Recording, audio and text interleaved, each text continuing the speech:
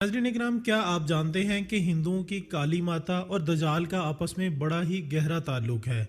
उलमा इकराम के इंकिशाफ के मुताबिक काली माता ही वो जसासा है जो कि दजाल के राइट हैंड के तौर पर काम करती है। कहा जाता है कि ये वही मखलूक है जिसे एक सहाबी तमीम दारी रजी अल्लाह तआला अन्हु ने दजाल से मुलाकात के वक्त एक नामालूम जजीरे पर देखा था। काली माता का पुरस्रार मंदिर कहाँ वाक़ है और क्या इसी मंदिर में दजाल का ज़हूर होगा? क्या ये मंदिर हिंदुस्तान में पाया जाता है?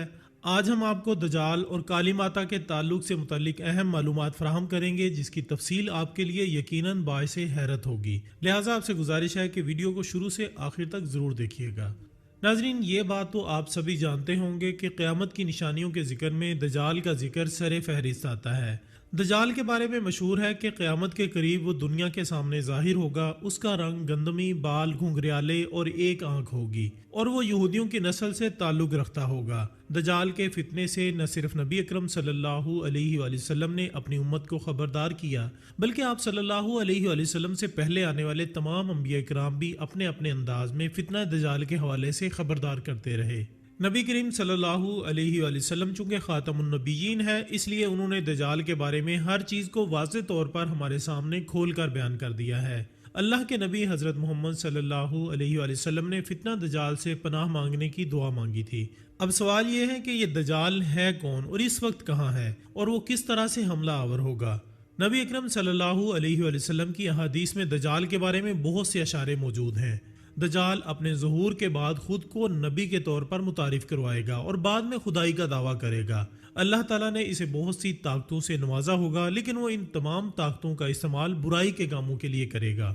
इसके एक हाथ में जन्नत और दूसरे हाथ पर दोज़ख होगी। कमज़ोर ईमान वाले इसके बहकावे में आ जाएंगे और इसकी बनाई हुई झूठी जन्नत में जाने की ख्वाहिश करेंगे। नबी करीम सल्लल्लाहु अलैहि वसल्लम की हदीस के मुताबिक जब ऐसा वक्त तुम पर आए तो बेखौफो खतर इस दजाल की आग में कूद जाना और इसकी आग असल में जन्नत होगी। नाज़रीन, जब फितना दजाल जन्म लेगा तब कहत साली हर तरफ फैली होगी। इसके पास खाने पीने की अशिया वसी मिकदार में होगी। वो लोगों के सामने बहुत से जादूगरी के करतब दिखाकर अपनी तरफ रागिब करने की कोशिश करेगा। वो मुर्दा इंसानों को जिंदा करने का ढोंग रचाएगा। लोग इसकी जादूगरी के सामने अपना ईमान हार जाएंगे और इसकी बंदगी करने लगेंगे। ऐसे लोग कमजोर ईमान और कमजोर अकीदे वाले होंगे। दोस्तों, एक सहाबी तमीम दारी रजी अल्लाह तआला अन्हु की मुलाकात दजाल से हुई तो उन्होंने कबूल इस्लाम के बाद दजाल से मुलाकात का किस्सा नबी अकरम सल्लल्लाहु अलैहि वसल्लम को सुनाया। यह हदीस सही मुस्लिम में मौजूद है। ज़हाक बिन कैस रजी अल्लाह तआला अन्हु की हमशीरा सैयदा फातिमा बिन कैस रजी अल्लाह तआला अन्हा से रिवायत है। वो फरमाती हैं कि मैंने एक रोज़ नबी अकरम सल्लल्लाहु अलैहि वसल्लम के पीछे नमाज अदा की। औरतों की पहली सफ में मैं खड़ी थी। जब आप सल्लल्लाहु अलैहि वसल्लम ने नमाज अदा कर ली तो मिंबर पर आकर बैठ गए और सबको वहां अपनी जगह रुकने का हुक्म दिया।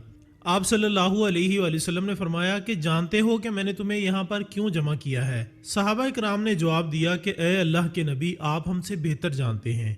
आप सल्लल्लाहु अलैहि वसल्लम ने फरमाया कि मैंने तुम्हें अल्लाह के हुक्म से डराने के लिए यहाँ पर जमा नहीं किया, बल्कि आप सबको एक सहाबी तमीम दारी के बारे में बताता हूँ। वो आया है और उसने इस्लाम कबूल करने के बाद अपना वाक़या मुझे सुनाया है। इसने बताया है कि वो समंदर के सफर में अपने 30 साथियों के साथ मौजूद था कि अचानक ही समंदर में तूफान आ गया या समंदर की लहरें बिफर गईं और इनके जहाज से टकराने लगीं। जहाज समंदर की लहरों पर हचकोले खाने लगा। 1 महीना तक हम समंदर में बेयारो मददगार सफर करते रहे।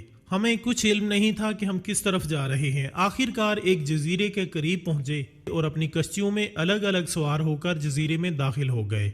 तमीम दारी को अपने साथियों के साथ एक अजीबो गरीब शख्स दिखाई दिया। वो बहुत लंबे कद का था और इसका पूरा जिस्म बालों से ढका हुआ था। हमने उससे पूछा कि तुम कौन हो? उसने बताया कि मेरा नाम जसासा है और आओ मैं तुम्हें अपने मालिक से मिलवाता हूँ। वो हमें एक मंदिर में ले गया। मंदिर के अंदर एक लंबे कद और भयानक शक्ल वाला आदमी, जिसके दोनों हाथ उसकी गर्दन के साथ बंधे हुए थे और वो जंजीरों में जकड़ा हुआ था। वो कहता है कि इससे पहले हमने इतनी बड़ी जसामत का आदमी नहीं देखा था।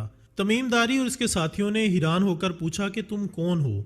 जवाब देने के बजाय उसने हमसे पूछा कि तुम कौन हो? हमने जवाब दिया कि हम अरब के बाशिंदे हैं और समंदरी तूफान की वजह से इस जजीरे पर आ गए हैं।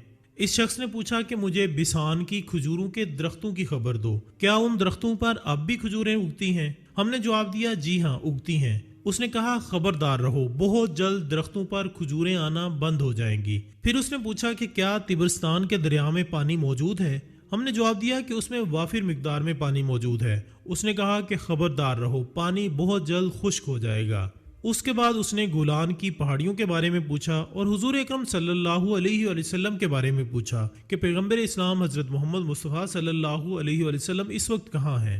ہم نے کہا کہ وہ مکہ سے نکل کر مدینہ میں آباد ہو چکے ہیں۔ اس پر وہ کہنے لگا کہ وقت قریب آ رہا ہے اور میں بہت جلد یہاں سے آزاد ہو جاؤں گا اور پوری دنیا پر اپنا قبضہ جما لوں گا، سوائے مکہ و مدینہ کے پوری دنیا میرے قبضے میں ہوگی۔ اس کے بعد نبی اکرم صلی اللہ علیہ وآلہ وسلم نے خبردار کیا کہ دجال شام یہ یمن کے کسی بھی جزیرے پر قید نہیں ہے، بلکہ وہ مشرق کی طرف ہے۔ آپ صلی اللہ علیہ وآلہ وسلم نے 3 بار مشرق کی طرف اشارہ کرتے ہوئے فرمایا۔ محترم ناظرین، اب آتے ہیں حضور اکرم صلی اللہ علیہ وآلہ وسلم کی حدیث کے مطابق یہ جاننے کی کوشش کرتے ہیں کہ دجال کس جزیرے میں قید ہے۔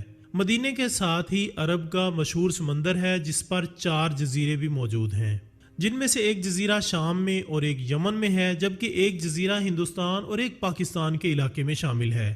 حدیث مبارکہ میں یہ بات واضح طور پر معلوم ہو چکی ہے کہ دجال نہ تو شام میں ہے اور نہ ہی یمن کے کسی جزیرے پر قید ہے، جس کے بعد اب سوال یہ پیدا ہوتا ہے کہ کیا وہ پاکستان یا ہندوستان کے ہی کسی جزیرے پر قید ہے؟ دجال کا پتہ لگانے کے لیے یہ ضروری ہے کہ ہم پاکستان یا ہندوستان کے جزیروں کے بارے میں معلومات حاصل کریں۔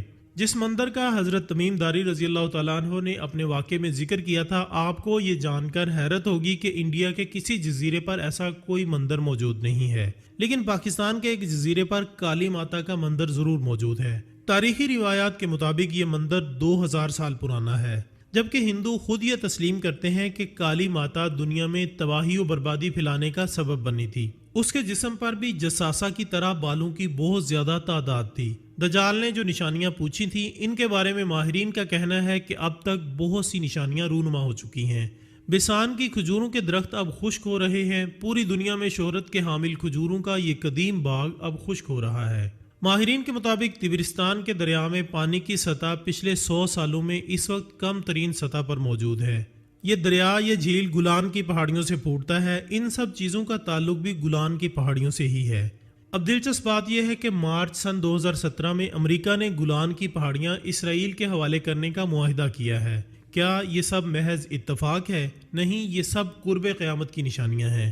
ماہرین کے مطابق جو نشانیاں نبی اکرم صلی اللہ علیہ وآلہ وسلم کی احادیث سے ملتی ہیں وہ تقریباً پوری ہو چکی ہیں، اور دجال بھی یا تو شاید آزاد ہو چکا ہے یا پھر بہت جلد آزاد ہونے والا ہے۔ آپ سب اس بارے میں کیا کہتے ہیں؟ کومنٹس کی صورت میں ہمارے ساتھ اپنی رائے ضرور شیئر کیجیے گا۔ اللہ تعالی ہم سب کو دجال اور شیطان کے تمام فتنوں سے اپنی حفاظت میں رکھے اور ہمارا خاتمہ بالایمان فرمائے، آمین ثم آمین۔ اسی دعا کے ساتھ ہماری آج کی اس ویڈیو کا اختتام ہوتا ہے۔ انشاءاللہ بہت جلد دوبارہ ملاقات ہوگی ایک اور اچھی سی ویڈیو کے ساتھ۔ تب تک اپنا دوستوں، رشتہ داروں اور گردنواہ کے تمام لوگوں کا بہت خیال رکھیے گا۔ اللہ حافظ۔